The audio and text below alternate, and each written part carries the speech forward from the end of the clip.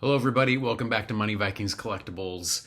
Thank you very much for joining me. This video is titled Do Not Be a Wizards of the Coast Hasbro Fool.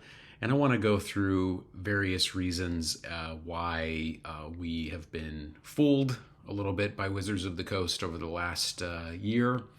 And I want to talk about my approach to collecting and investing and gameplay and all that kind of stuff.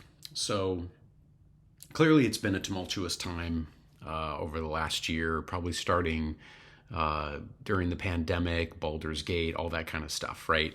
And clearly, I think a lot of us as collectors and players are feeling manipulated by this company. Just a lot of shenanigans, the Magic 30 stuff, etc. So that's not new news. Clearly, it seems to me that they overdid it. There was an overreach with the pandemic cash, and everybody was flush with cash, and they could just print cards like crazy, and they could print sets like crazy, and essentially, it was again, it's turning paper, and it's turning. Let's see here. Let's see what we got. It's turning cardboard. It's turning cardboard into money. That's essentially the business model. Okay, not bad if you're delivering a good product. Okay, so if you're delivering a product that brings people joy, brings people together, and also we also want it to go up in value over time. A lot of people do want these cards to increase in value, and they don't want to treat this as a version of Monopoly that you buy at Target that is just a bunch of cardboard and it essentially falls apart quickly, and you just you kind of thrash it over the years and have some fun with your family. So that's a consumer product that's like a disposable type thing. I'd call it a disposable product, right? So it's something you're buying, you're using, and you're getting rid of it quickly. People look for a lot more and have lately with their Magic cards and with all kinds of collectibles. So if you're looking for more, then you're hoping that the company has your best interests and will deliver more. So clearly it's been all about just money, and I know a lot of things are about money, and I get all of that, but again, you have to deliver the value in the product that the consumer wants, and I don't think the consumers wanted to be just inundated with so much product and such a lack of value, I would say. So, number one, I'm being very choosy. So I'm skipping a lot of sets. You guys noticed I haven't done a lot of box breaks lately, and that's been on purpose. I'm just going to go for stuff that I like. And so I've skipped the March of the Machine, as you can see here.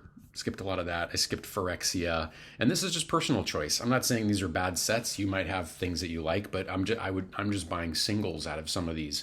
I'm not going to spend this huge amount of money on these collector boxes that I don't think are going to hold their value. And the sets just don't interest me. Brothers War was the last set I probably was pretty darn excited about and really did enjoy. And I do like the idea of serialized cards. And I think it's even more important in the era of counterfeiting, because I think there's going to be more and more of that as a problem.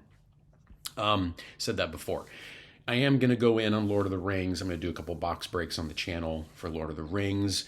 And that has more to do with the fact that Lord of the Rings is Lord of the Rings. Okay, I actually don't see this really as a Magic product. I know it is. Magic Universes Beyond. But for me, Lord of the Rings and Doctor Who are their own thing. They're their own brand, their own collectible type item. I think those brands and those worlds are going to stand the test of time. Lord of the Rings, I think, will always be a collectible brand. So I'm definitely going to go in on that because I enjoy it, and I do want to play it as well because I like the fantasy of it as you're playing that game, and you're getting into that world with those commander decks. So I think that's going to be really cool. So I'm looking forward to that. I do plan on getting the One Ring, so we'll see how that gets. I'm going to get the 1 out of 1. Yeah, right. But it would be cool to get a serialized card, so we'll see. They're going to sell a lot of boxes that way. Think really hard right now about this as investing, and especially in this environment. We're in a pretty volatile moment, always kind of on the precipice of a recession.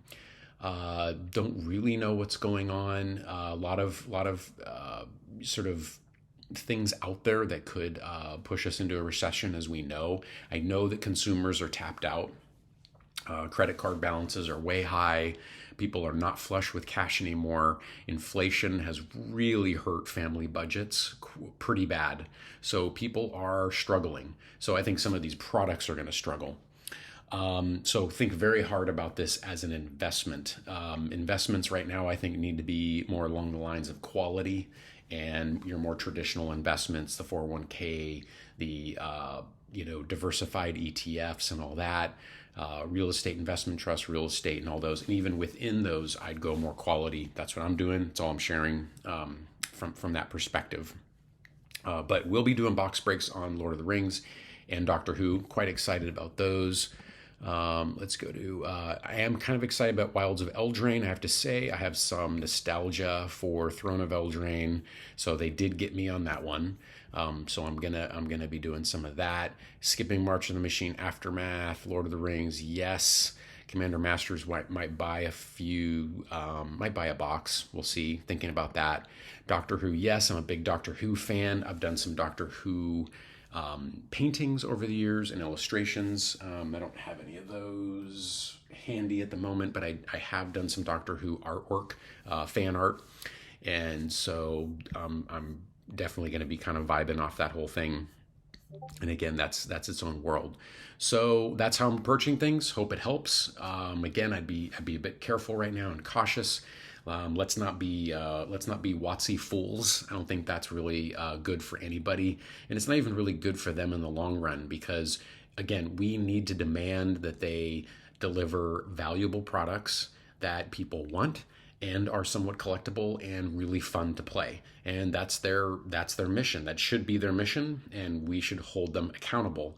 Other games are going to fill some of that void. I do think Flesh and Blood is truly showing that they care about the players and the collectors, whereas I'm not feeling that from Magic at the moment. So that's that. Thanks for watching. Please like and subscribe. Catch you guys on the next one. Take care.